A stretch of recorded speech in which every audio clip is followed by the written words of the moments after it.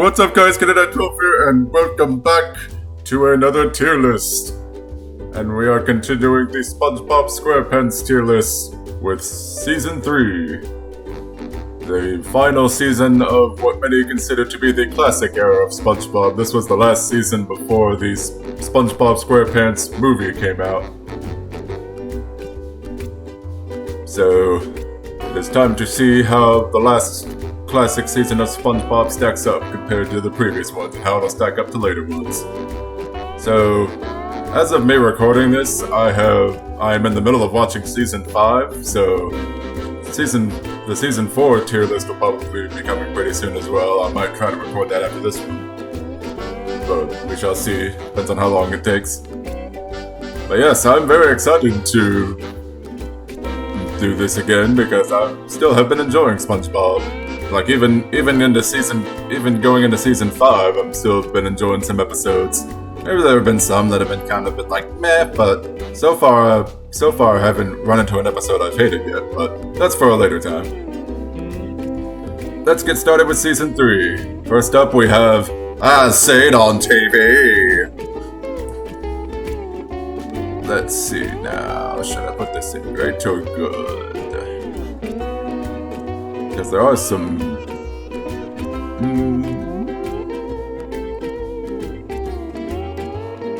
Maybe I'll put it in...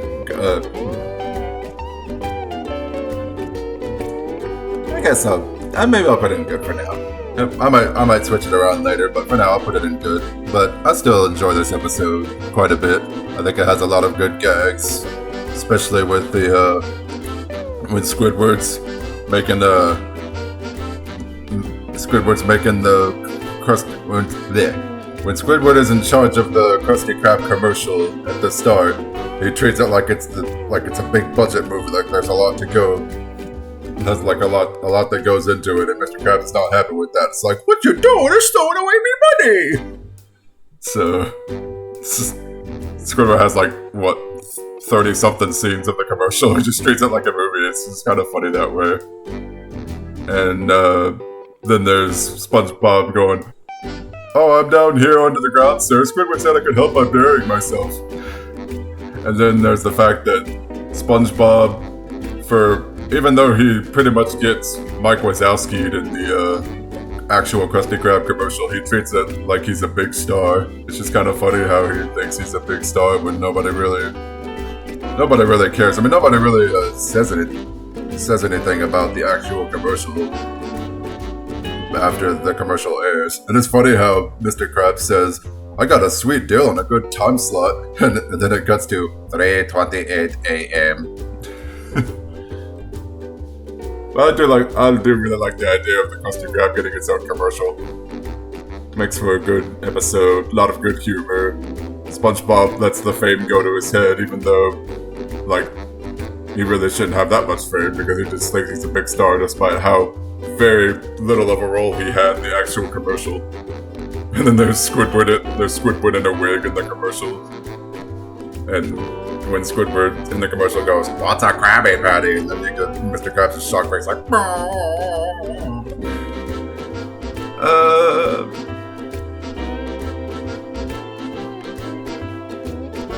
yeah, maybe I'll put in great note. I'll just see how it stacks up to the other episodes. Let's continue for now. Born Again Krabs. I'll also put it in good. We get some character development for Mr. Krabs here, even though, it kind of goes back to square one with every SpongeBob episode every so often. But we get to see Mr. Krabs interact with the Flying Dutchman, which he hasn't really done at this point, so that's kind of cool. And when he sells SpongeBob to the Flying Dutchman for 62 cents, I like how Squidward actually calls him out on it. "How could you trade SpongeBob for 62 cents? You should be ashamed of yourself."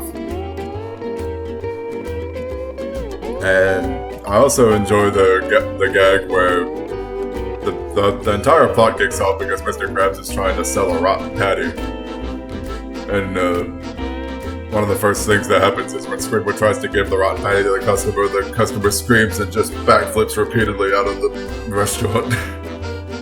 And then when Mr. Krabs actually eats the rotten patty, you can see he's about to eat the rotten patty, and then you see an ambulance.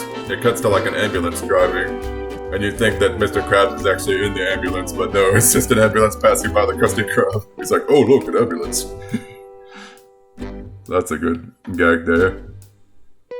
Yeah, Mr. Krabs can be a bit unlikable with how cheap he is, but he at least learns his lesson this time around. It still makes for a good episode, and I like how we get to have like an episode like, what if Mr. Krabs wasn't cheap? What if Mr. Krabs was like the all-around good boss who didn't care about money and enjoyed his employees' companies? You got like Squidward going, you cheat, my man. It's nice.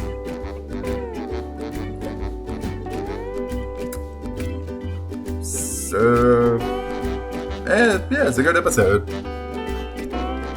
I like Mortigan Krabs. It might get some flack, I don't know, but for the most part, I like it. Can you spare a dime? Yeah, I'll put this actually in S tier. I think the reason why I put it in S tier is because I like how it shows a different side of SpongeBob's personality. Like the side where if he's pushed too far, even he will get tired of it. Even he will get like tired of someone's like crap, you know? Because the whole thing here is that Mr. Krabs lost his first dime, and he accuses Squidward of stealing it. And Squidward is so offended by this that he quits the Krusty Krab. And SpongeBob actually acts pretty responsible here. He's like, Squidward, you're making a mistake. You can't quit the Krusty Krab. It's a cold, cruel world out there. I can be a football player or a king or a spaceman. Oh, a football playing king in space with a mustache. Oh, another good moment. A visit to the Krusty Krab makes everyone happy, and what could be better than serving up smiles? Ding! I love that smile that SpongeBob makes that moment. It's adorable. Being dead or anything else. But yeah, I like how seriously SpongeBob takes the whole situation of Squidward quitting their Krusty Krab, and then Squidward ends up homeless, so SpongeBob ends up finding him later and he takes him in. But then Squidward starts to take advantage of SpongeBob's hospitality, and SpongeBob just gets fed up with it. He has to wear like a maid outfit, he has to like appeal to ridiculous demands like, that lemon has 3 seeds in it, that's an odd number! I can't eat anything odd numbered! This has another good narrator moment too, where we get like a time passage of SpongeBob getting just progressively tired over caring for Squidward. It's like 3 weeks later, many months later, so much later that the old narrator got tired of waiting and they had to hire a new one. And I like the different ways that SpongeBob's trying to tell Squidward to get a job. It's alphabet soup. I made it special. Like has the puppet show with the television. You have a job? Why wouldn't I? I'm not so lazy to consider a jerk who lies in bed all day.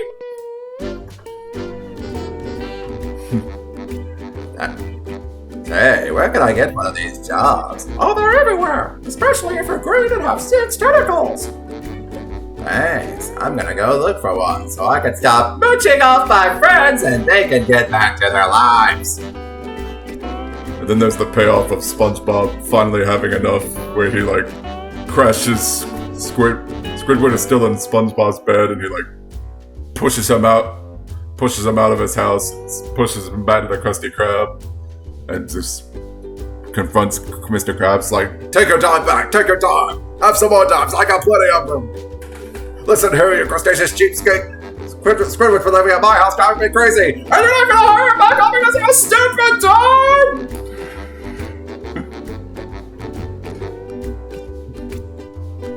It's a very entertaining episode. I do enjoy it. I probably enjoy it more now than I did back then, to be honest.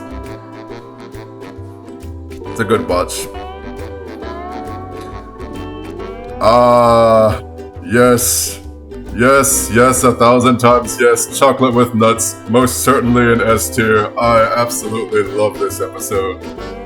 This might actually be one of, if not my favorite episode in the series.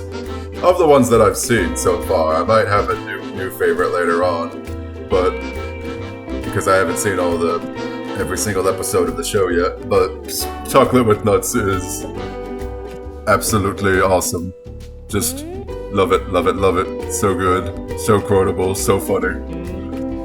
SpongeBob and Patrick selling chocolate door to door. You got all the different like wacky well, maybe not necessarily wacky. It's just SpongeBob and Patrick trying to appeal to them. You got the one guy who answers the door. He's like, "Hello," and Patrick says, "I love you," and he slams the door on him. And then you got, of course, you got the guy that screams, "Chocolate! Chocolate! Chocolate!" It's funny every time. And you also have the old lady and the very old fish. What's with all the yelling? You just can't wait for me to die, can you? What did he say? So funny. And of course you also have the con man, the con artist fish that constantly scams SpongeBob and Patrick out of their money. And I actually didn't notice this until my most recent rewatch of this episode, which is a while back, probably like about a week or so ago. I rewatched this episode, but you gotta like admire how dedicated this guy is to actually scamming SpongeBob and Patrick, because the third time he does it, he plays it off like he's horribly crippled and injured. Like it's ironic because SpongeBob and Patrick at this point in the episode are scamming everybody out of their money by lying about the things that chocolate does. It's like, they'll make you fly, you'll fall in love. They'll make world peace, you'll walk through walls, you'll rule the world.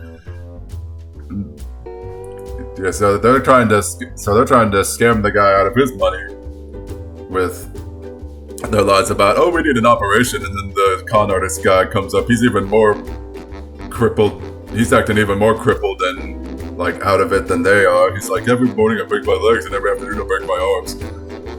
And then you get this is a detail I noticed when I watched this last time. It's when they're carrying him in his house, like the part where it's like, careful, let him down gently. If you look at the background on the wall, you can see pictures of like him in like a body cast, or like pictures of broken bones or whatnot. It's like, he's just super dedicated to his scheme of acting like he's this horribly disfigured and crippled fish that he's just decorated his house to make it look like he's that handicapped. It's just funny how he does that. And yeah, it's kind of sad that he always gets away with it. He never gets comeuppance, but he's still entertaining anyway. I do like the con artist fish just because of just how far he's willing to go to keep up the act. It's just so good. And then, like, pretty much like the last time I watched this episode, almost the entire time I was just quoting the entire episode. It's just so quotable. This whole episode is just, I got it, let's get naked. This guy's got shoes. Patrick, if you could have anything in the world right now, what could it be? More time for thinking. Without thinking. I just love this episode so much. I'm almost considered to like put this episode in its own tier, because it's just that good. But yeah, this is probably definitely going to be in the top spot for the rest of the list. Chocolate with Nuts, just love it. Love it. And next up we have Clams, which I will put in great. I like the shout out to Jaws on the title card here. So to reward SpongeBob and Squidward for helping them make his millionth dollar, Mr. Krabs takes them on a fishing trip. Fishing for sticky clams in a smelly old boat on a filthy lagoon.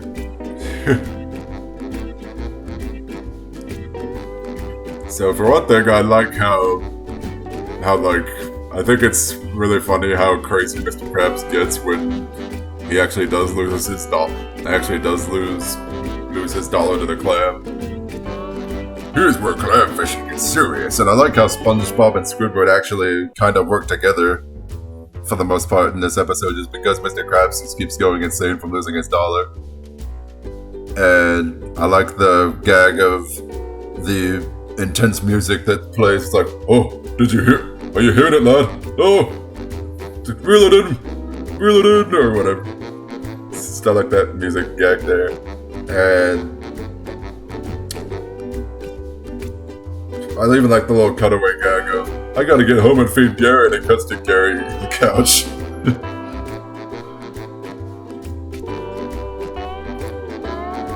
Have you noticed that Mr. Krabs has gone completely insane? And I also like the scene of SpongeBob and did I say Patrick? SpongeBob and Squidward. SpongeBob and Squidward. I almost said Patrick. SpongeBob and Squidward try to like trick Mr. Krabs into thinking they got his dollar back, but then it's like, no, this isn't $8 million. This is an ordinary dollar that's been crumpled up, torched slightly, soaked in a lagoon, and kissed with coral blue number 2 semi-gloss lipstick. And he cut to SpongeBob wearing the lipstick. He's like, actually, it's coral blue number. Screw hitting him. Very nice. It's a good episode. A lot of good gags. I like the setting, how it's like a parody of Jaws in a way. Alright. Next we have Club SpongeBob. Welcome to our club. Welcome to our club. Welcome Squidward. Welcome Squidward. Welcome Squidward. Welcome Squidward. Shut your half-wit potholes. Great episode. A lot of good gags with the magic conch and being in the kelp forest. This is the episode that inspired the kelp forest level in Battle for Bikini Bottom, for better or worse.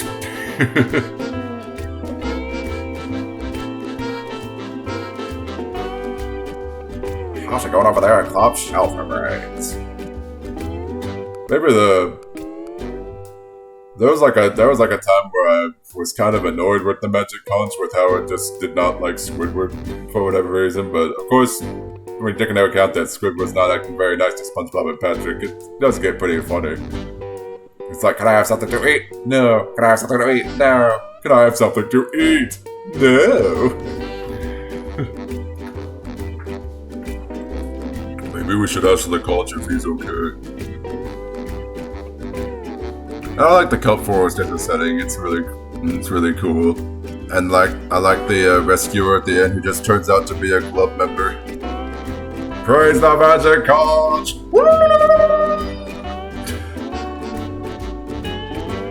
As if the answers to all your problems will fall right out of the sky. Fall right out of the sky. Dude, we're falling right out of the sky. We gotta drop the load.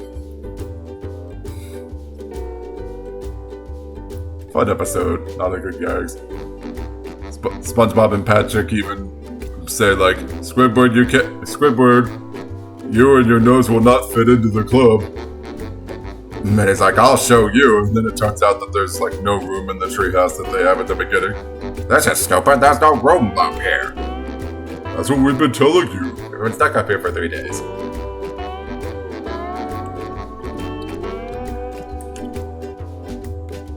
Doing time. I'll put it in good. We have Mrs. Puff going to jail this episode, and SpongeBob and Patrick are trying to break her out.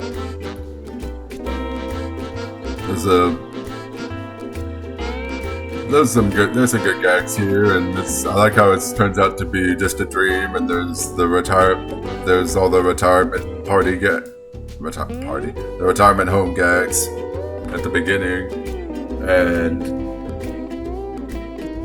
then you have I think my favorite characters that aren't like the major characters are the guards that keep like coming in to just like berate Mrs. Puff. Was like, oh, you need some rest. They don't pay me enough to do this job. Again, we have the Bikini Bottom jail, a setting we don't get to see very often, so it's nice to have that there.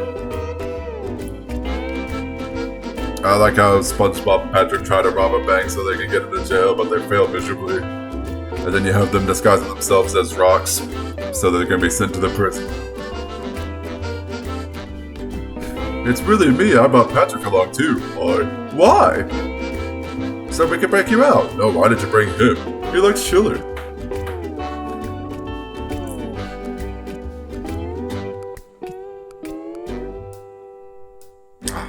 Jeez. Yep. SpongeBob is still hard to talk about sometimes. Anyway, missing identity. Yeah, I'll also put it in good.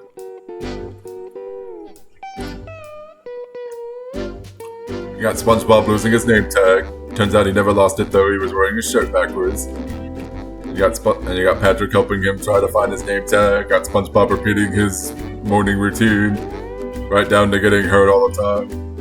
The most important meal of the day, so we can have Gary's way. Boop.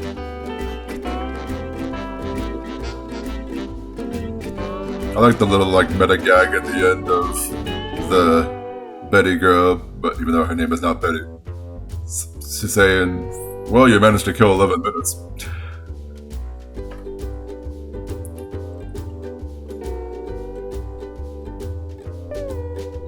I also like the little running gag of SpongeBob just having his little thinking face. It's like, could I have another hint?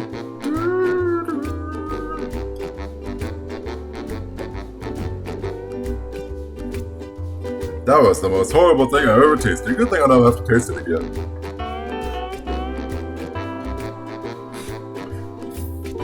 And then at the end with the inspection with Mr. Krabs doing the uniform inspection, he sees Squidward's nose hair and he's like, promise me you'll shave tonight and you pass. Idiot box.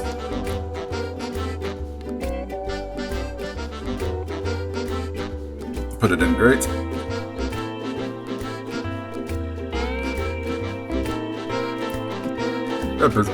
This is another good episode. It's pretty much like this is pretty much like another version of the paper, what with all the different imaginative things that SpongeBob and Patrick do with the box. And Squidward's like, how the heck did they even do that? And then you got the gag of Squidward trying to get his mind off of SpongeBob and Patrick playing around the box. And then he keeps getting TV channels that are about boxes. Isn't there anything on here that isn't about boxes? And now back to World Championship Boxing. I guess this is okay. After all, this isn't really about boxes. I give up. I also like how active of imagination SpongeBob and Patrick have. They have the one moment where they're caught in a big avalanche and they have to cut off their limbs. It's just hilariously dark. And then you got the payoff at the end of Squidward actually getting into the whole craze with the box, with his imagination. Imagination! But as it turns out, it's just him going to the dumps. I hope he's not too down in the dumps today.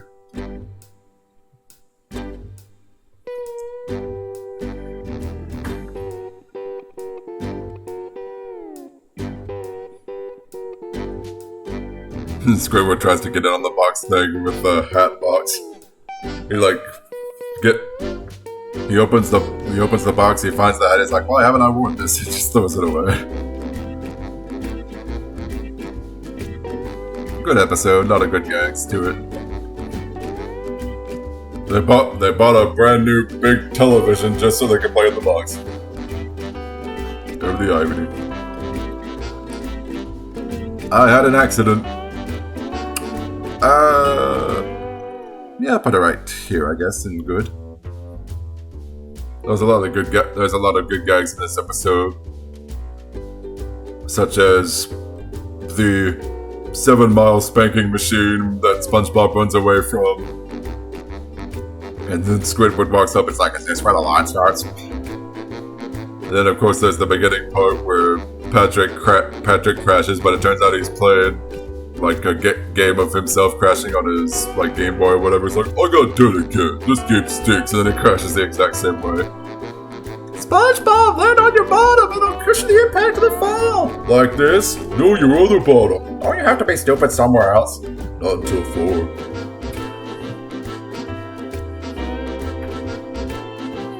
There's a lot of good gags with stupid Patrick in this episode.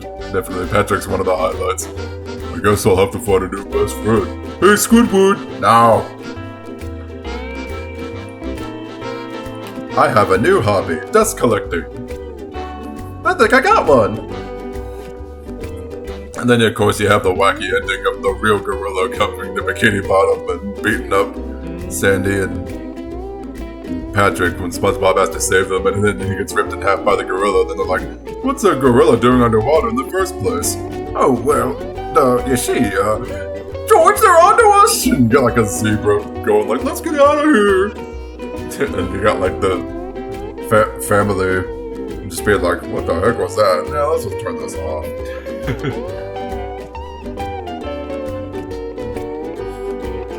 It's a good one. Just one bite.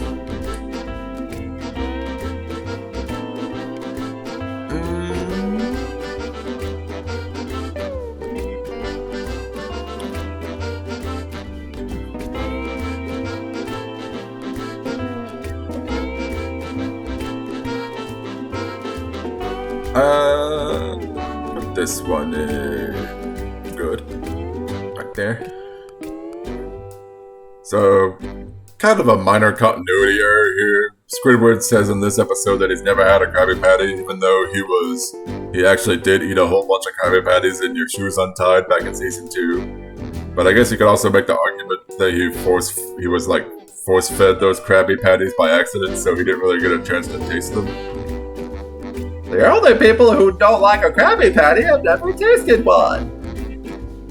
But I do like the whole idea of Squidward he admits to himself that he loves Krabby Patties, but he wants to save face, so he's like, no, this Krabby Patty's the most horrible, putrid thing ever. Does this look unsure to you? And then you get the gag at the end of Squidward eating so many Krabby Patties that they go straight to his thighs, and then he blows up. This episode also actually has a deleted scene, where like Squidward trips up a burglar alarm. It looks like it's a bucket full of water, but it turns out to be a bucket full of gas, and then a match gets lit and tossed on him, and he just catches fire. He's like, oh! Then he goes into the kitchen, he's like, phew, and then it happens again. So he screams again. Holy shrimp! No, Squidward, I meant good for your soul. Oh, please, I have no soul.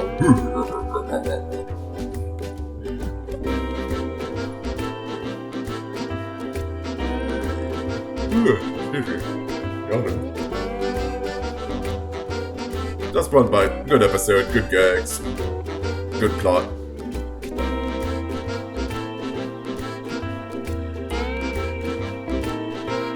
What am I supposed to do? Eat one out of the garbage?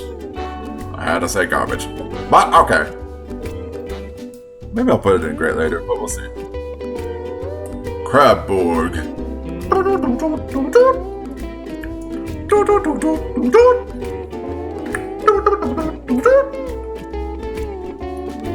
Let's put this one a bit higher. There we go. So, this is I'm pretty sure this is a rather popular episode here. You have SpongeBob and Squidward thinking that Mr. Krabs is a robot. A robot! And then, of course, you have the Electric Zoo song that Mr. Krabs listens to. Very catchy. And I like the dance that he does when he's dancing to it. Why did you lock the door? Why do you have that rope? Who's watching the cash register?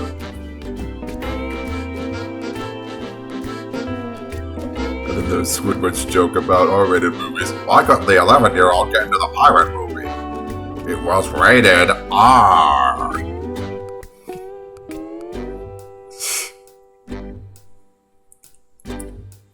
R.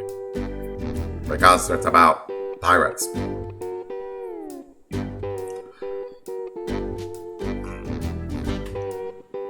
What am I gonna do now? I don't know. Hey, a nickel.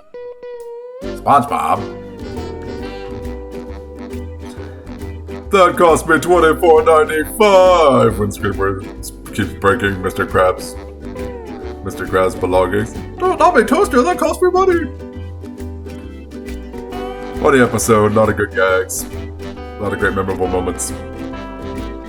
Probably one of my favorites from the season. Krabbyland!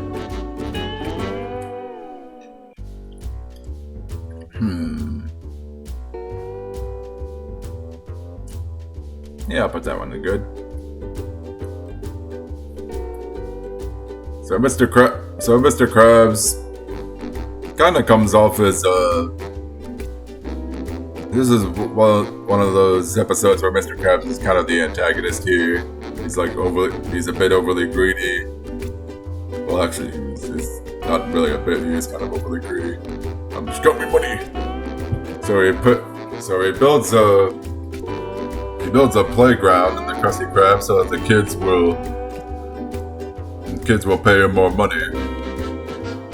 And he promises them Krabby the Clown, but all they get is Chippy the Cheapskate.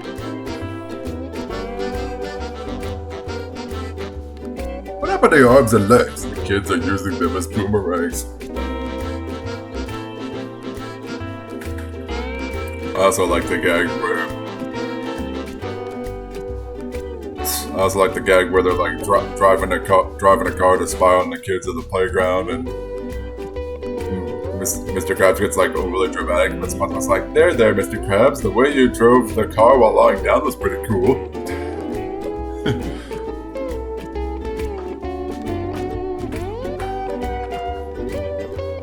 At least Mr. Krabs gets his comeuppance at the end for being overly greedy.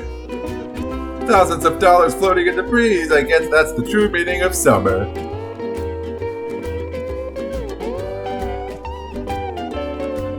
So, Krabbyland, be a nice episode. Good gags in it. But now, it's time for the moment you've been waiting for.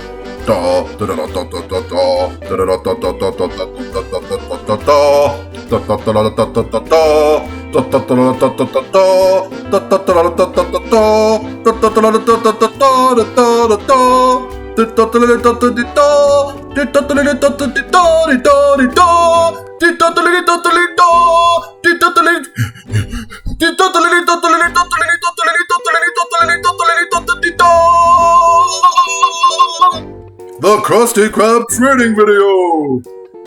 Most certainly an S tier. Love this episode. Definitely love it, love it, love it. So good. So very good. Such a good guy. So many great gags. So very memorable with the way it's structured, with the plot of it being a training video. I love the narrator. I love all the different sections of it. So many memes to come out of it. You got the fake out ending of them revealing the secret formula, and then of course you got the da-da-da moment, and you have Squidward's "I really wish I weren't here right now" button, and then when he's going crazy over Patrick's being unable to decide on what to order, and he just starts banging his head against the cash register. Don't worry, Squidward, it's all part of the job. And then you have the emergency situation of Plankton trying to steal the Krabby Patty again, and he goes, "You'll never catch me, Krabs, not when I shift it to maximum overdrive." Hi-yah! I knew I should have gotten the turbo. I just love this up. I'm tempted to actually put it in its own tier, of course, along with chocolate with no. I might actually do that. Yeah, you know what? Hold on a minute. Let me just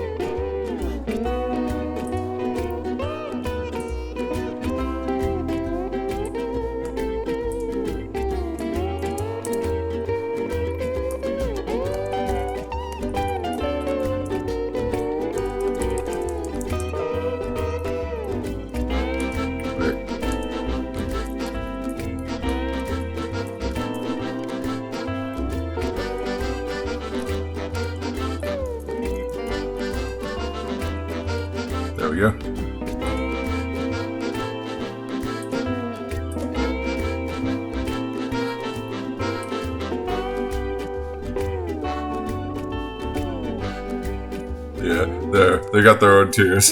Chocolate! Da, da, da, da, da, da.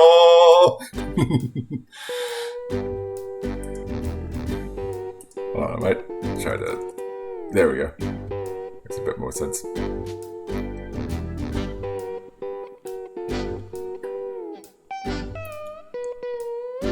Yeah, absolutely. But yeah, so I absolutely love the Krusty Krab training video. Very, very, very fun episode. Probably my second favorite episode of the entire series so far, just because of how quotable and how just great and memorable it is. Sounds like a lot of hoopla! Sounds like a lot of hoopla! Sounds like hoopla! Hoopla! As you can see by this graph, it shows footage of a giraffe. Graph.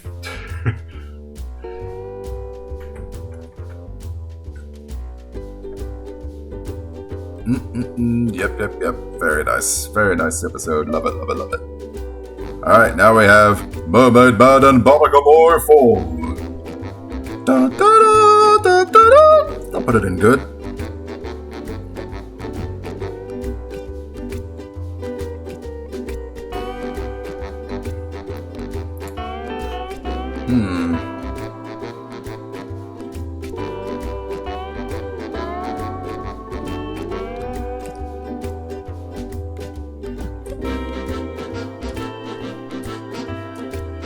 Now I'll make it 1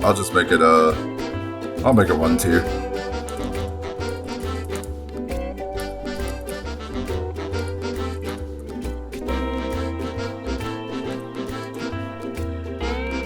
Chocolate da da da dee da da da da dee da. There we go.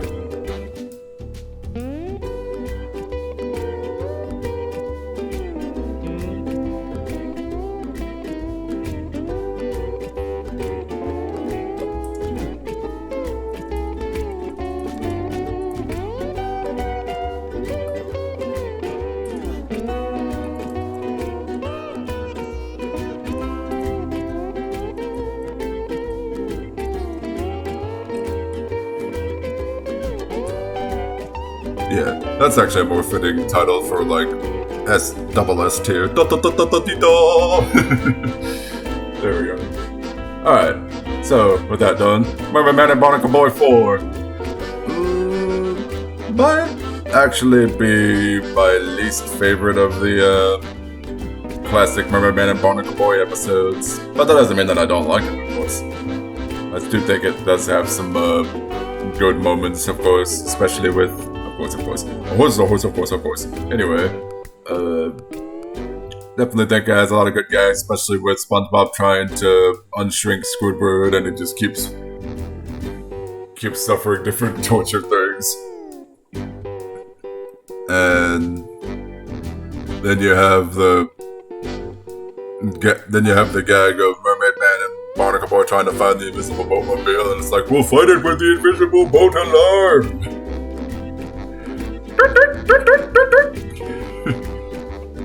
There she is! I told you we should have gotten the automatic.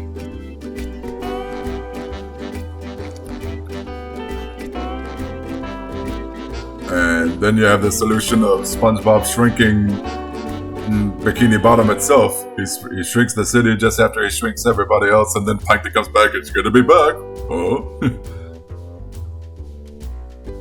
Mermaid Man and Barnacle Boy.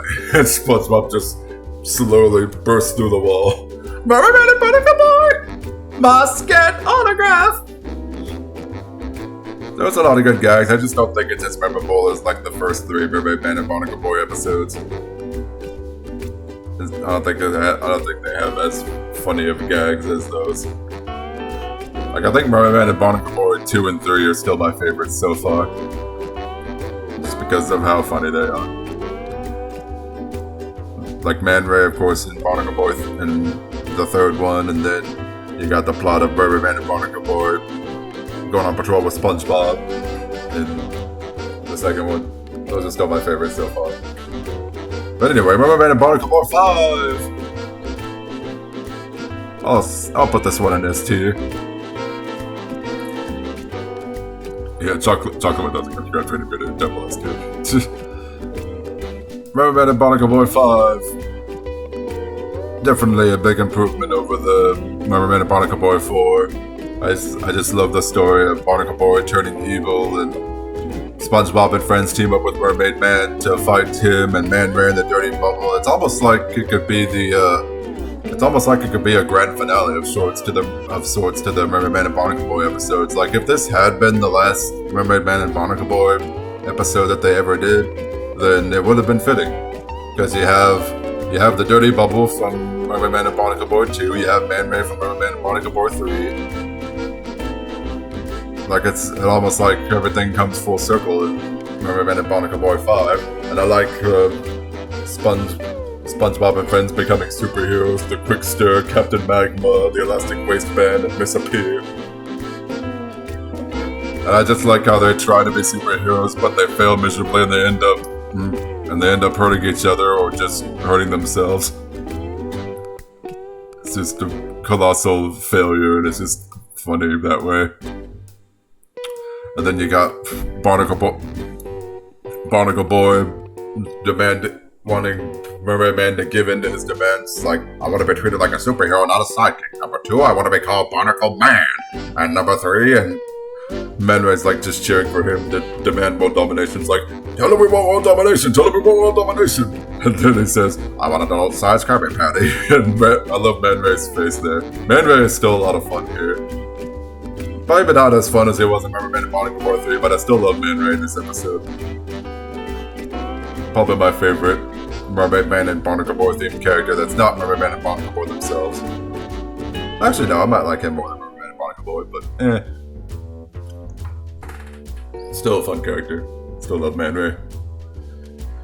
Midlife Crustacean. Another S tier.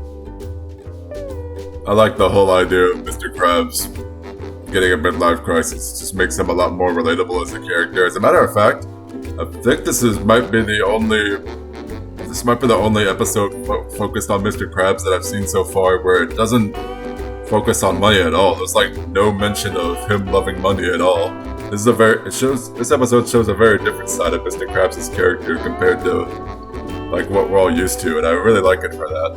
That's like one of the reasons why this is one of my favorites, because there's no mention of money at all in Mr. Krabs. He's just concerned about, it's like, no, I ain't old. There's a lot of great gags at the beginning of everybody thinking that Mr. Krabs is like too old for them. It's like, hey mister, could you throw the ball back to us? And he's like, hey, how about I join your kids? It's like, this whole episode makes Mr. Krabs just a much more sympathetic character, and I really appreciate it for that. Because most of the time, we just remember him for being overly greedy and to the point where he becomes like a criminal. But this time, he's actually a very relatable character, and it's very nice. And it's understandable that he would react so poorly to when he decides to go out for a night on the town with SpongeBob and Patrick, and then SpongeBob and Patrick get into all like the kid-friendly stuff. Or like these mundane, ridiculous things like repairing a house or playing a board game or just relaxing in a kiddie pool. It's understandable that he would just get fed up with all that. I'm feeling like a total barnacle head! And then you have the final scene.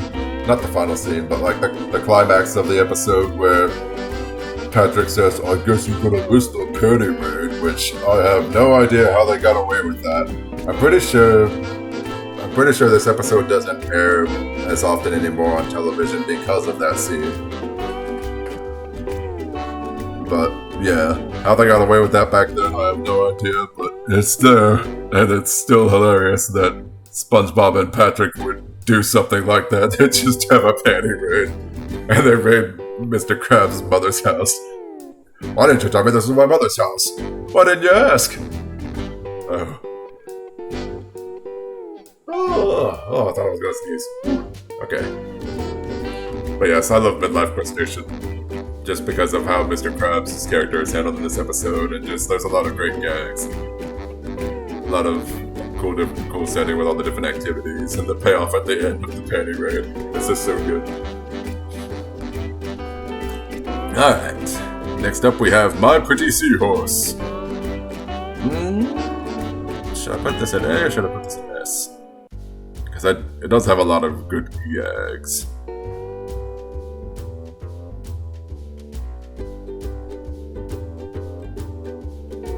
I guess I'll put this in A, but it's on the verge of being S. Because I do think there's a lot of really funny moments in this episode. You got SpongeBob adopting a seahorse named Mystery, that he names Mystery. And as I said, there's a lot of good gags here, like when SpongeBob stares down the plant that he's trying to water. He's got like his eyes bulged out and he's staring down at the plant. It just looks really funny. And you got the imagined spot of SpongeBob with the long hair riding Mystery. And of course, I love the. I always love any excuse to have like a random explosion in a SpongeBob episode. There's the moment where Squidward says, "Don't say anything, Squidward. Remember your karma." And he gets the bicycle accident where he falls off the cliff and just randomly explodes. And then later on, you get the moment where Squidward's just complaining to SpongeBob. It's like, "Here's how things work. I take the orders, you make the orders, and give the orders to me. We do that for 40 years, and then we die." Do that for 40 years, and then we die. There's a lot of great side gags too, like SpongeBob's eyes just sliding off his face to look at Mystery just eating Krabby Patties behind Squidward's back. And then when Mr. Krabs finally catches SpongeBob with Mystery again, he like takes out his eye stalks and blows on him. He's like,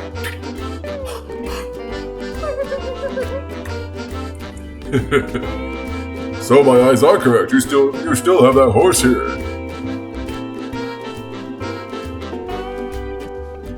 Then you get the moment at the end where Mystery leaves SpongeBob and SpongeBob starts to cry and it's like, "Well, what are you waiting for? Can't you see I don't want you anymore? Just get out of here, you stupid dumb animal." And he says that as Patrick walks up to him and then he walks away. "Hey, Mr. Krabs, looks like Mystery had an after-dinner salad. Get that horse!"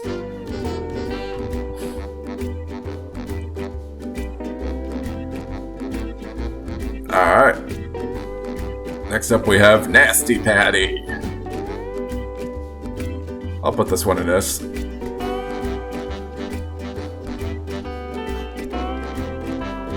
I like the team up of Mr. Krabs and SpongeBob here. They think that they killed the health inspector with a Nasty Patty. But of course it turns out that he's not dead. The whole premise of the episode is them trying to bury a body that they think is dead, which is not actually dead. I just like the spooky nature of the episode. It's like how SpongeBob and Mr. Krabs are just so nervous around the policeman. It's like, "Oh, SpongeBob, I thought you'd be in the back taking care of that shovel."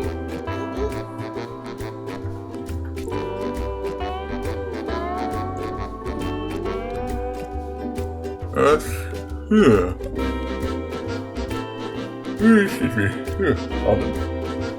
I also like the gag of the news report where like SpongeBob and Mr. Krabs have started like dancing around because they're like, "Yeah, the Krusty Krab's gonna be safe, we're in the clear." And then the news report's like, "We interrupt this can for an important news bulletin." And then it turns out there's like a fake inspector there's like a man that's impersonating a health inspector to obtain free food. And Mr. Krabs is not happy about this because he thinks the real health inspector is the fake one. So that's why they try to poison him with the Nasty Patty. But then it reveals that the fake inspector was captured and the fake inspector looks nothing like the actual health inspector. I just think that's funny. It's one of those hilariously dark episodes. It's a great watch, very memorable. New student Starfish.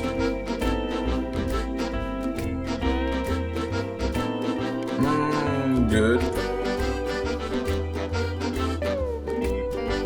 I like the yawning again.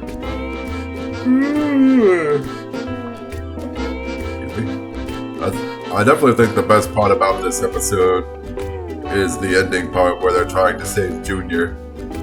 When the Junior? That's not Junior. I'm thinking of a different episode. That's Roger. Roger, the chick that they're trying to save.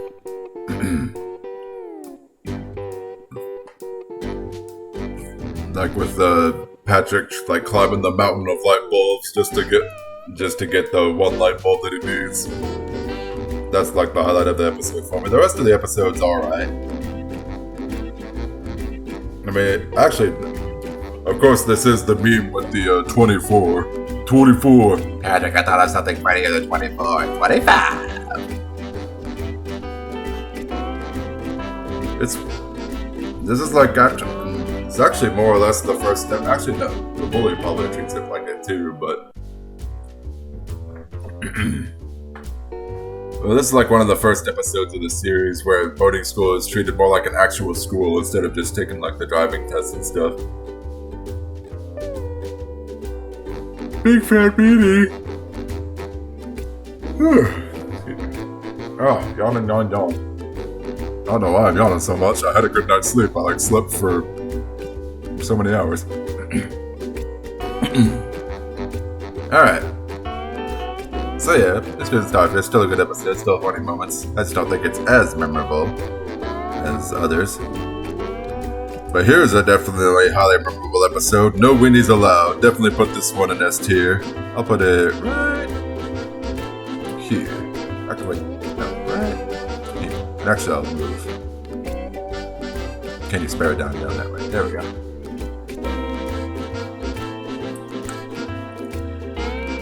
There. No weenies allowed. I love this episode. S tier. A lot of funny moments. Excuse me. Oh yeah.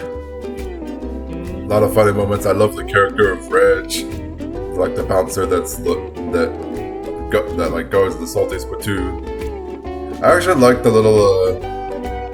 This is something I actually noticed on my most recent rewatch of the episode too. When SpongeBob actually is finally able to go into the salty spittoon, if you once he goes inside, if you look at Reg, you can see him actually smiling. It's like he's actually proud that SpongeBob is finally tough enough to get into the salty spittoon. So that's a nice little character moment there for Reg. I really like that. I never noticed that until recently, but that's cool how he just briefly smiles at the end there. And of course, there's a lot of great gags at the Weenie Hut Jr. with the nerds that kind of have they have the nice conversations with about the tough hairdo. Oh, because the double X without a tough hairdo. I disagree. I saw a guy going in there and he was bald. I saw that guy. He wasn't bald. He had a shaved head. Shaved. That's a hairdo. Case closed. And then, of course, you got the robot bartender. Care for another Sunday, Weenie. You can't hide what's inside. Hey, how come you never help us out with our problems? I'm a robot, not a miracle worker. And then there's all the different ways that SpongeBob actually tries to get into the salty spittoon. Those are definitely entertaining. And I like the designs for all the different tough fish. This is like the first This is probably like the first episode where we get like the rough and tough fish. Like we sometimes see them at Blue Lagoon, but these are like the first thug-looking fish that we get in the series, more or less. So I definitely really enjoy. Oh wait, here's another moment. I'll have you know that I stubbed my toe last week while watering my spice garden, and I only cried for 20 minutes. And then and there's this part too. How tough am I? I ate a bowl of nails for breakfast this morning. Yeah, so without any milk. Such a memorable episode. So many funny moments. So quotable. Definitely a good one. Why do I keep yawning? Oy. One crab's trash.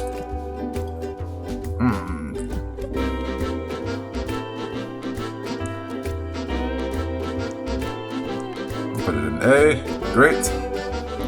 This is another Mr. Krabs focused episode. Definitely not as memorable as Midlife Crustacean, but I still definitely enjoy it. I do like how far Mr. Krabs is willing to go so that he could get the priceless soda drinking hat. It was his hat, Mr. Krabs. He was number one.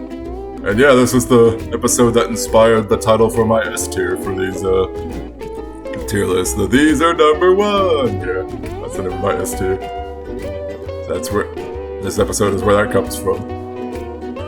I like how Mr. Krabs just like fights his way through an entire graveyard of undead just so he can get the rare soda drinking hat back to the people that want to buy it off of him. And then it turns out that the soda drinking hat is worthless because there's a whole stash of them already dumped out. And there's some good gags with Mr. Krabs having a yard sale or antique sale, and it's just him selling items that he got out of a trash can. That looks like the toaster I threw out last week or something. It was something that Patrick threw out, I forget what it was. I like this gag too. It's like, Spongebob, I didn't want to say this in front of Patrick, but that hat makes you look girly. Am I a pretty girl?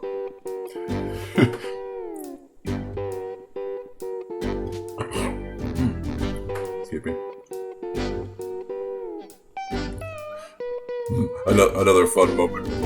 During the whole graveyard fight that Mr. Krabs says, there's this moment where he just jumps and flips around. It's like, ho, how's your sister?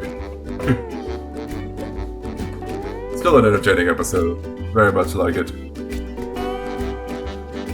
I love the gag of Mr. Krabs just drooling so much over all the money he could get from the soda hat that he like drools a waterfall pretty much, and one guy just like comes in a canoe. It's like, sir, I'll give you $1 million for that hat. Yeah.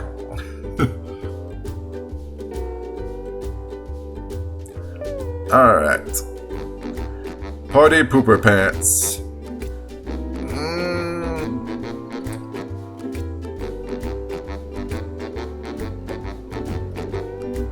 This might actually be the first meh episode.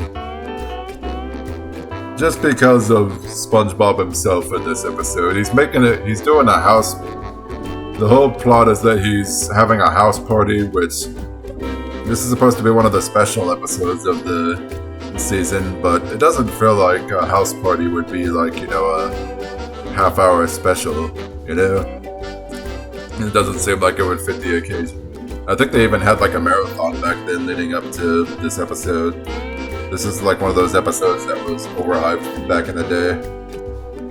And yeah, the main reason why I put this one in May is because of SpongeBob's attitude here. He's not entirely likable. He's not very likable in this episode because he's fully convinced that the party planner kit is the end-all be-all things of how to have a party, and he's like trying to get everyone to stick to the schedule. And it's like, oh look, they're having a terrible time, even though they're having like the best time ever. It doesn't seem like SpongeBob would be. It doesn't seem like SpongeBob would just have this kind of attitude about throwing a party. Like, it seems like he'd just be one of those guys that'd be like, hey, let's have fun, let's have all the fun you want, let's not have any sort of schedule or anything like that, let's just go crazy. It'd probably a better fit if Mr. Krabs was the one hosting the party. It's like, no, this is how you throw the party, lads, or whatever.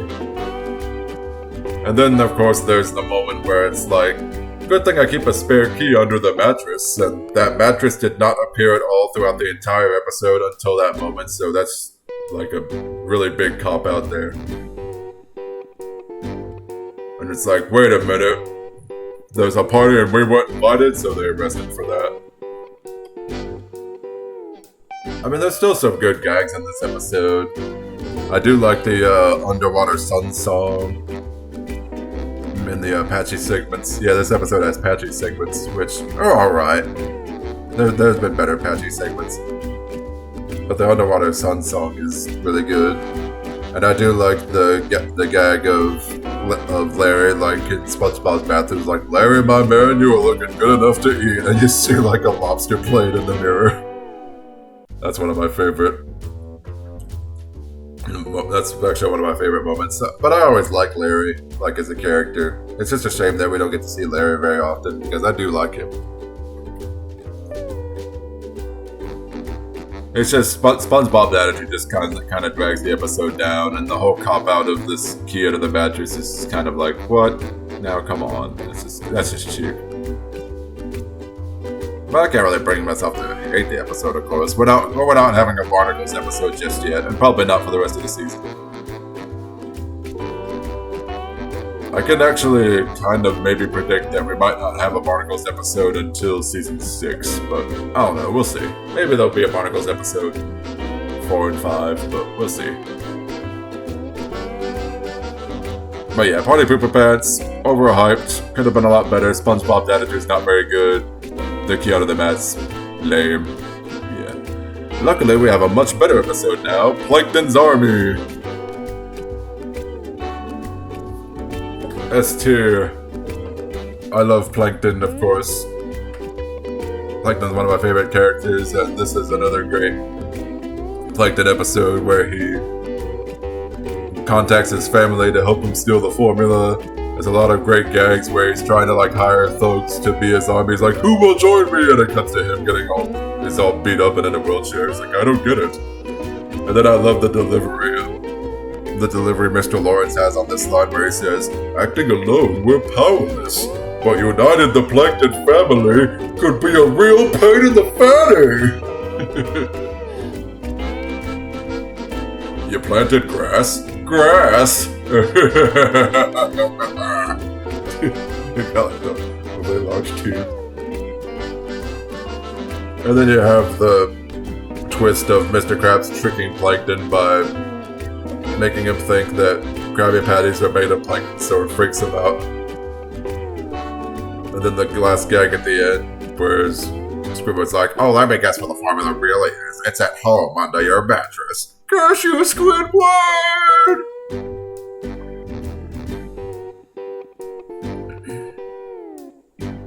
Very fun episode. Very nice. Oh, of course you have the robot at the beginning that buys coral bits. Mr. Krabs thinks it's Plankton's robot, and then Plankton's in the robot trying to steal a Krabby Patty, but the robot just orders the coral bits and then leaves. And then Plankton comes out with a dollar bill that the robot gave Mr. Krabs. It's like, now you will hand over the formula to me. And Mr. Krabs is like, well, what? And Plankton's like, well, I don't know. I never thought I'd make it this far.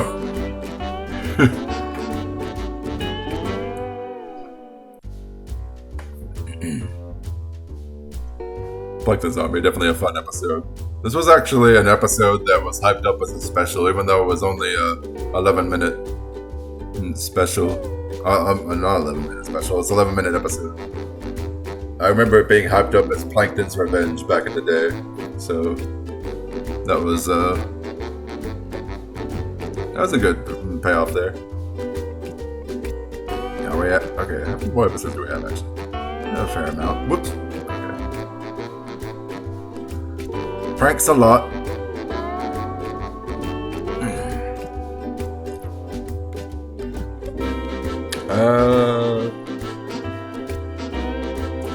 That there.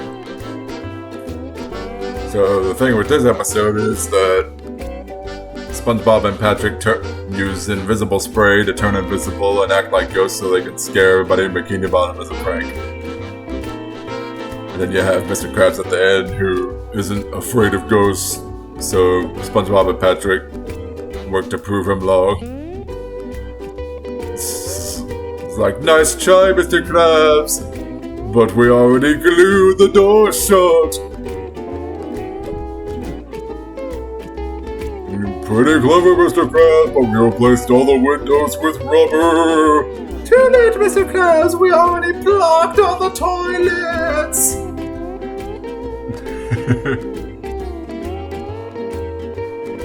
It's probably, it's clogged the toilet, not clogged the toilets. It just sounded like it in the episode. But there's a lot of great gags in the episode.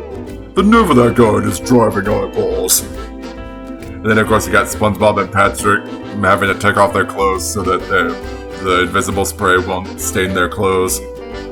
And not Mr. Krabs, Patrick just casually takes his pants off, and SpongeBob just walks up to him and is like, any particular reason you took your pants off, Patrick? Just the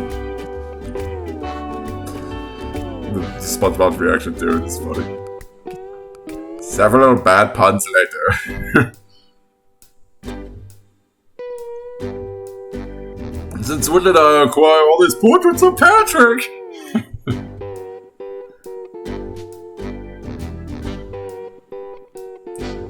Rockabye bivalve. How about this one in great? It's I almost said Mr. Krabs. It's SpongeBob and Patrick playing parents to a baby scallop. If I was a mom, this would be kind of shocking.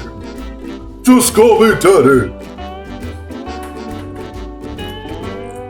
So Patrick acts like the irresponsible dad, while SpongeBob's the overworked mother.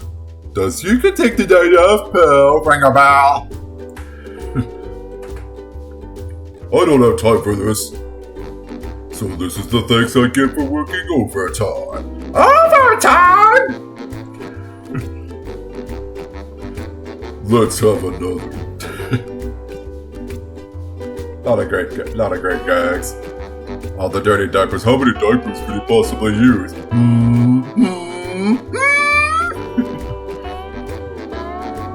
What kind of father am I?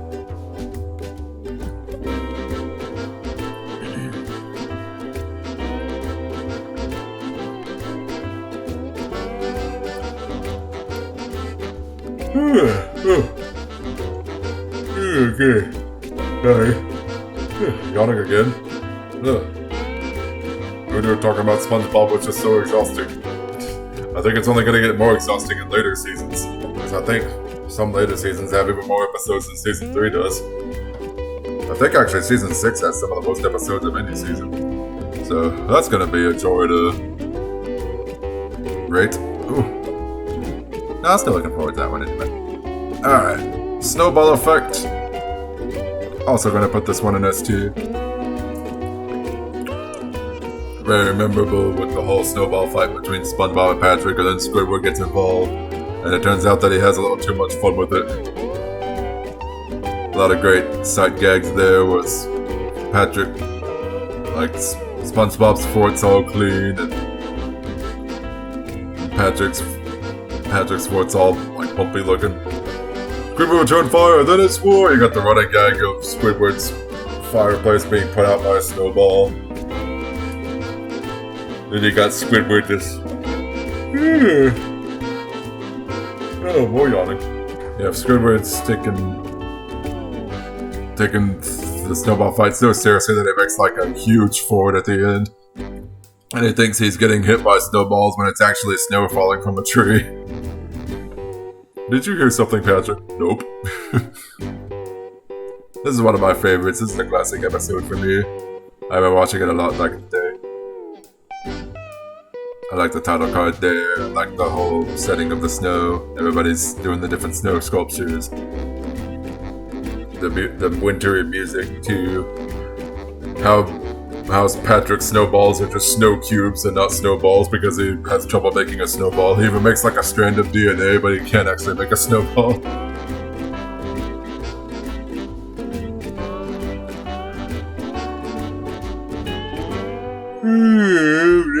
Again with the yawning. You know, I was gonna think about recording the season 4 tier list after this, since I have watched all of season 4, but I'm probably due for a break after this because it's taking longer than I thought.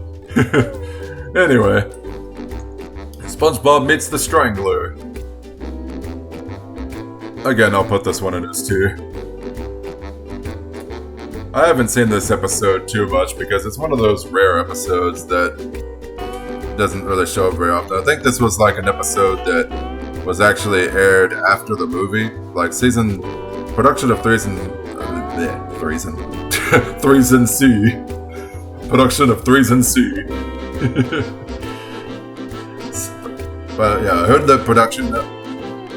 I heard about how production of season 3 stopped because they were working on the SpongeBob SquarePants movies, so the last couple of episodes of season 3 are kind of rare to come by, especially the SpongeBob meets the Strangler and Pranks-a-Lot. Those are like considered some of the more rare episodes of SpongeBob. But SpongeBob meets the Strangler is still a fun episode. I like the Strangler as a character, with how like evil he is, and how he like passes himself off as a bodyguard to SpongeBob. And I like how SpongeBob's trying to hire everybody as a bodyguard against the Strangler, but everybody's just so terrified of the Strangler that they all run away. And there's a lot of great gags with SpongeBob unintentionally torturing the Strangler. When of course the Strangler deserves it because, you know, he's trying to kill SpongeBob. Get your feet out of my eye sockets!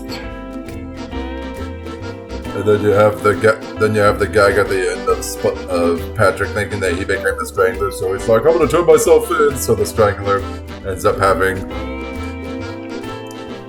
Patrick as a cellmate at the very end. Hey Mac, what are you in for? I like the design of the Strangler himself. It's a cool design. I am!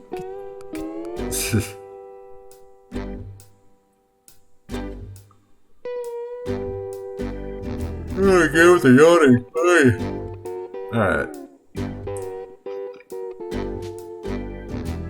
Sponge guard on duty. Let's see.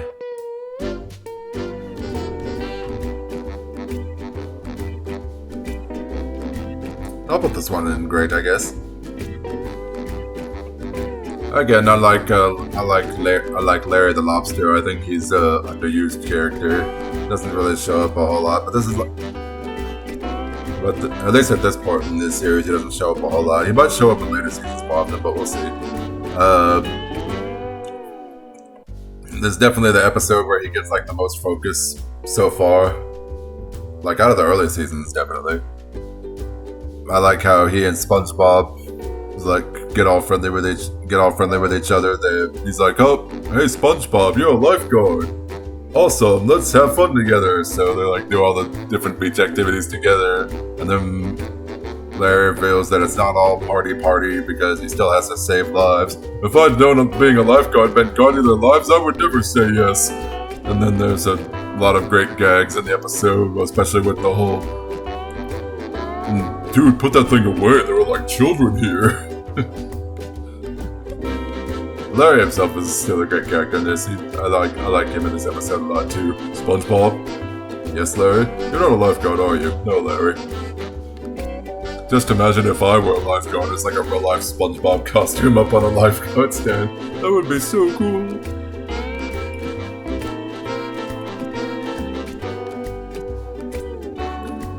Fun episode. Good gags. Good story. Squilliam returns.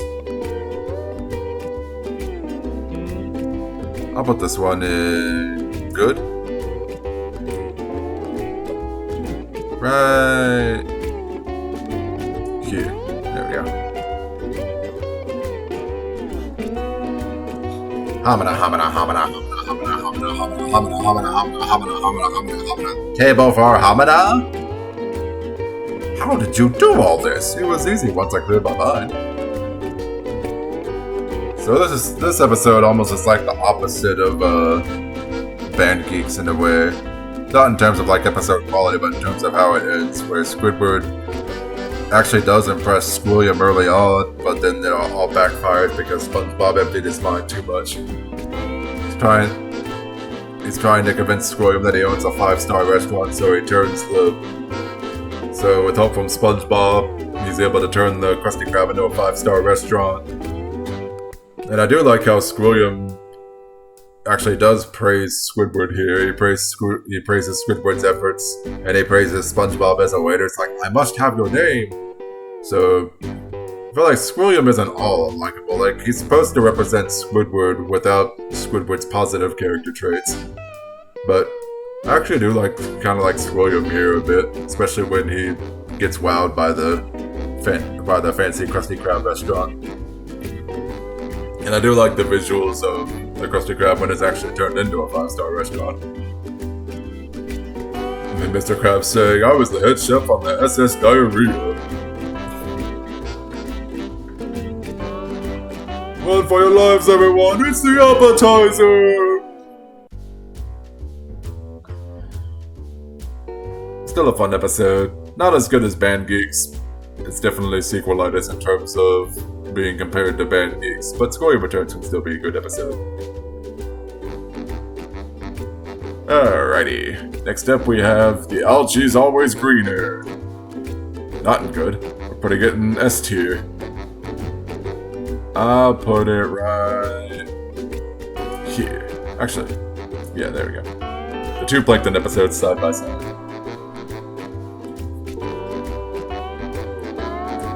Let me put more marker on my level. There we go. Yeah. The Algae's Always Greener. This is probably my favorite episode featuring Plankton, like out of the first 3 seasons. The whole idea is that Plankton he's used a machine to switch lives with Mr. Krabs. And while he tries to get the formula, he has to live Mr. Krabs' life, and he has Spongebob wanting a weekly performance review. He has to balance out all the different things that Mr. Krabs has to do. He has to take care of Pearl. He has to look after SpongeBob and Squidward as his employees. And I just really like Plankton's reactions to everything throughout the entire episode. I never reviewed anything except for those 4 exercise videos my cousin sent me. It's just an all-around good episode with a lot of great gags. You got another nasty patty at one point with the fish saying, "Is this how you get your sick kicks?" What, it's just an ordinary, crabby... Oh my goodness! Squidward! Another great moment. Of course, you gotta love this part. Victory screech! Woo!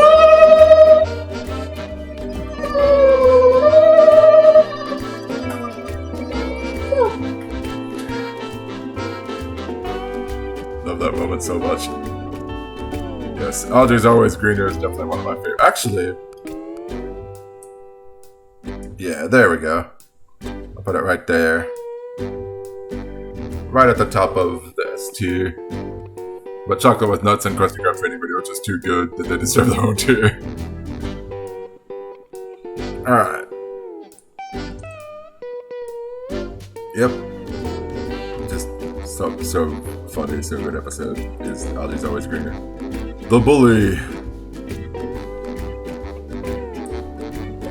I'll put it in a good.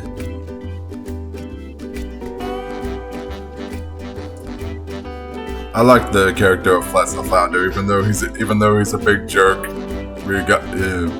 It's kind of funny just how far he's willing to go just to actually beat up SpongeBob. And then you got SpongeBob trying to hide in the toilet. He's like, I gotta act natural, and it turns into a real sponge in the toilet, and the fish is like, oh, that's real nice.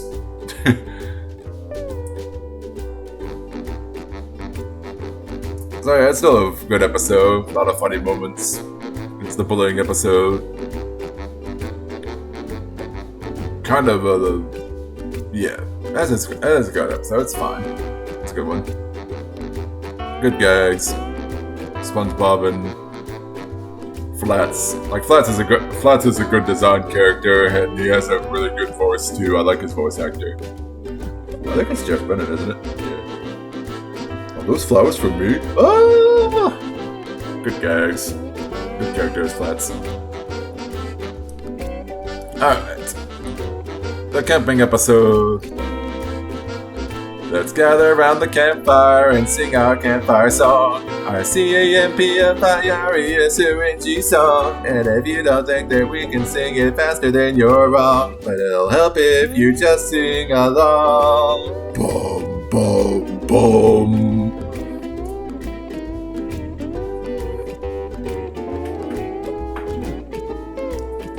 Camping episode. It's another fun episode. SpongeBob, it's not camping if you're 10 feet from your house. I'm gonna have a can of Swedish barnacle balls. You got Squidward getting attacked by the sea bear over and over. That was an oval, it has to be a circle. Move over! Good thing it was just a sea bear. This circle would never hold back a sea rhinoceros. What attracts that? The sound of a sea bear attack.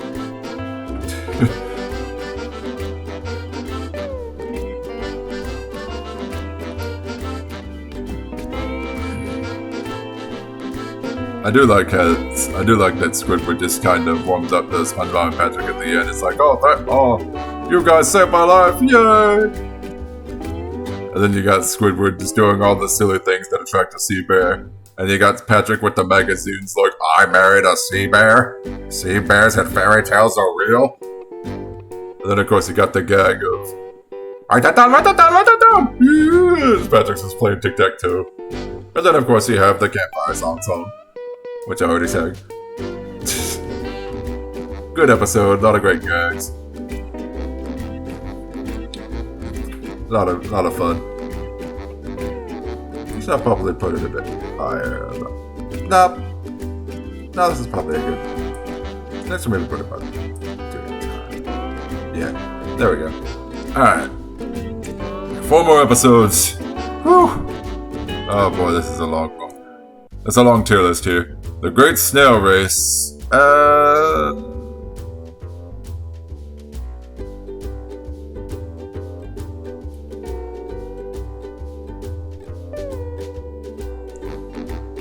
Right there. Good. I know that this episode might get some hate, but I really don't think it's a bad episode. I still think it can be a really fun episode. Some people say that SpongeBob might be a little too unlikable here with how far he pushes Gary, but at least SpongeBob actually realizes his mistake in this one. He realizes that he treated Gary poorly. It's like, no, Gary, why didn't you tell me that I wasn't listening? Why didn't you tell me I was pushing you too hard? You did. Why didn't you tell me that I wasn't listening? You did. And yeah, maybe it's a bit uncomfortable to see Gary act like a real race car and just like crash around. But it's so ridiculous that I just don't really mind it too much. And there's still a lot of really funny gags in the episode too, like Patrick standing on. There's a moment where Patrick stands on Squidward's shoulders. It makes sense in context. And then you got the fan that tries to pass himself off as the commentator, but it's like, no, seriously, I'm just a fan. I was on my way to my seat, and the door was open, and then that real commentator like comes in, it's like, hey, what are you doing here? Get out of here. And then you got the really old snail that takes forever to light the torch, so it's like, he'll be there any second now. 2 hours later, he's almost a quarter of the way there. And then you got the running gag of Squidward's last name being constantly misspelled. Squidward tennis balls, Squidward tent poles, Squidward tortellini. So yeah, I think this episode is kind of underrated. It's not one of my favorites, of course, but it still has a lot of good gags, and I still like watching it. I mean, I don't really like Squidward's attitude all that much, especially when he starts laughing after Gary crashes. It's kind of mean-spirited there. It's like that's uncalled for. Squidward doesn't laugh like Gary like that. Yeah. All right. So yep, Great Snail Race. Now we have the sponge who could fly. I'm also gonna put this one in good. I'll put it right here. Ooh, this tier list is getting quite big here. A lot of different spaces. We still have 2 more episodes. Alright, so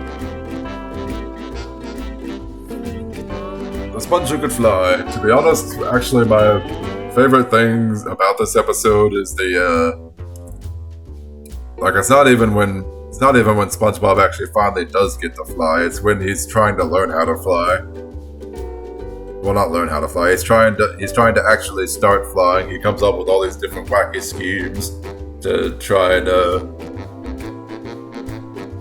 and fly. It's like if the whole episode was about SpongeBob just trying and failing to fly, I think it would have actually been kind of better. But then it turns into like the Bikini Bottomites being all ungrateful and just like trying to get SpongeBob through the most mundane tasks. I also like this episode, so that's the thing that's kind of a bummer about the episode. But another thing I like about the episode actually is the Patchy segments. I think this has some of the better Patchy segments in the series. And I do actually like the cheap walk cycle scene just because of how random it is. And then you got the test pattern at the end. And yeah, maybe the walk cycle scene might go on a bit too long, but I still like it. Like, I still like the animation to it, and I like the music to it, and I like all the different things that SpongeBob does. That's kind of, I like that walk cycle scene. So it's still a good episode to me, but it's kind of just dragged down by the second half of the episode because it's just not as good. But there is a Joe Mama joke. It's like a Yo Mama joke. Like, who is this anyway? Joe Mama. Well, listen up, Joe. So that's kind of good. It'll still be fun. It's also supposed to be the SpongeBob Lost episode. So yeah, there's that. It has that to it. And there's a nice little like tribute to SpongeBob at the beginning too, with the Patchy segment. It's like remembering SpongeBob.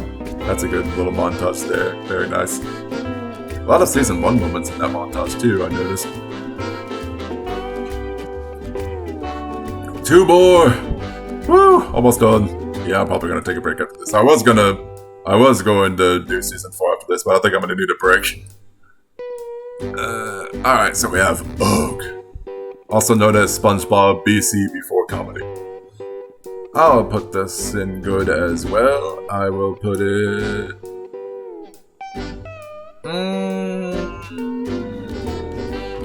here. I remember liking this SpongeBob prehistoric episode a lot back then. Maybe it's not, I don't think it's as good and memorable as I remember it being, but I do like the whole Stone Age setting of SpongeBob, and I think the Patchy segments are pretty good as well. Still, my favorite SpongeBob special so far is probably Shanghai, and the whole You Wish segment. Like, out of all the ones that I've seen, at least. Maybe there's other SpongeBob specials later on, because I know there's a special dedicated to SpongeBob's birthday as a part of his, like, celebrating his 20th anniversary, so there's that. There's that to look forward to, but that's not until season 12, so I got a long way to go. But, Ugh can still be Ugh, I think can still be an entertaining episode. I just like the visuals to it. I like the sight gags. I like the designs of the Stone Age, SpongeBob, Patrick, and Squidward. I like the,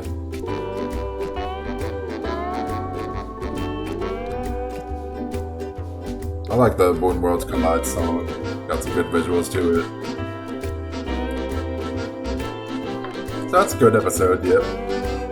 I think it's good. Oh, it is. Alright, last episode. Wet Painters. I'll put this one in great. I'll put it...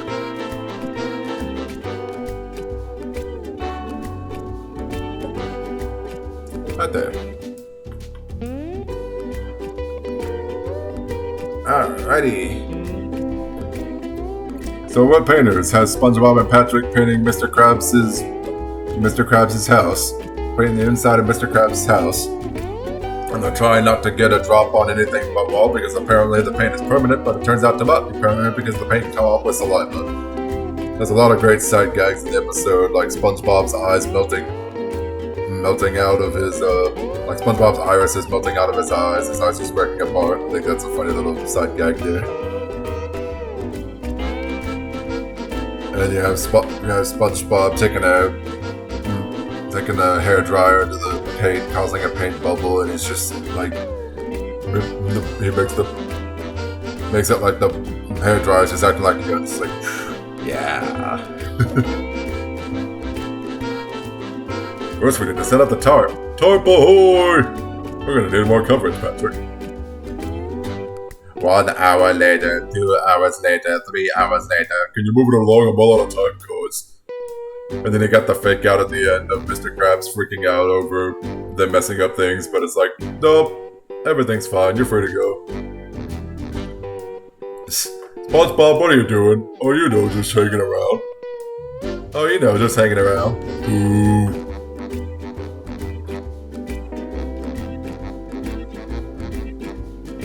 Wait, SpongeBob, we're not cavemen, we have technology. And he like beats up the painted dollar with the computer. Wet painter's not a great guys. I like the setting of the painted inside of Mr. Krabs' house, and it's cool. Good classic episode. So yeah, that was SpongeBob Season 3. Whew! More exhausting to talk about this than I thought. I'm out of practice because I haven't actually recorded anything in a little while.